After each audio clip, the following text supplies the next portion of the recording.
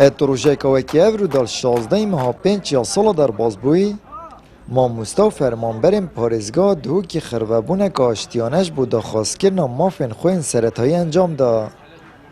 لحظ نمناهی بریار پارتا دستالاتدار تندی بر سواوان دا او ماموستا هات نویدان و اشاندن و بیرزی هم برهاته کرن و زیده 325 ماموستا و فرمانبر و روزنامه وان هات ندست سر کرن و تانها جیبشکانی نرین ماموستان زندان دانه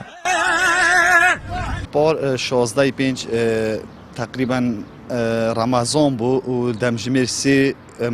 خوب پیشاندان خرفبونه کرسرا داخواز مافی خوب که اینو پاش کفته خو لم مخابنی و هزن امنی بتندی برسوا مدا و رز المنه هاتا گرتن از یک شوابم بو ما 6 روزا از کلمت زندان و حتی نو کجی هند ما مستان حوال من نینرد من زندان و من دنیا همه ما مستا وت رس لبیت گرتن ل کردستان رس ما مستا اینا هتا گرتن و او شعار وان دی گوتین همه دریشمت وان گوتین همه سرورقی بونو به مفابون از 16/5/2020 روزکا رش قلم دم بو حکمت هرمی دخواز آزاد کنه و مامستا و فرمان بارد کنه اوید کسرا دخوازیا مافان هاتینه گرن ام وی دو پات کنه امد بیجین دخواز کنه مافان نه توانه دوباره عمل وی هالکفته ام دو پاتیه و سه دو پاتیه السر وان آرمانجا کن که اوید وان خرابونه هاتینه وان چالاکت مدنی هات نکردن اوی کو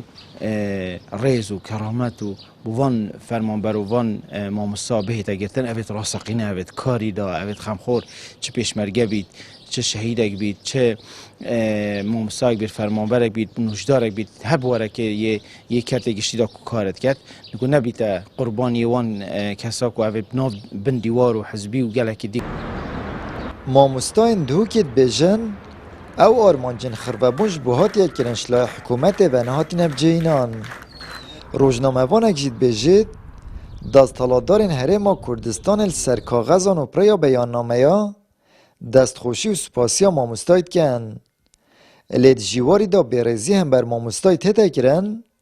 و مافنوی و زاروکنوی هتا خورن او مطالب ماموستا و فرمانبر کرین گلک تروانه دانا موچای بو پاش کفته موچای بو هندک داخوزین گلک بسيط بون کتروانه العالم همیه الجهان همیه لی مخابن حتی نو کسالک درباز بو او داخوزی وکی خمانینه چه نهات یکرن یعنی او نه یا کافیه از سپاسی ماموستا کی بکم بیان نامه که یان تشکی یان از بجم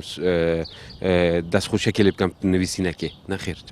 بیت امر الواقع بیت گریار تو جیانا ماموستا خوش کی چون که ماموستا شنگست دانانا بره بنیا تا هر شهرستانی که هر ولاتا که هر جواکی که الجهانه البری سالا که ماموستا و فرمانبرین دو که خرببونه که نرازیبونش به خمد دابشکر ناموچه دم خدا و دیارکر ناچارنویس پاشکفتی و بجینان و پلبرسکرنی انجام دا لیلشینا که حکومت دیو داخازین وان بچید اپهزه برسواوان دا و تانها جینینر ماموستاین نرازین دهوکت زندان دایه آمد بریفکانی کنال آسمانی پیام دهوک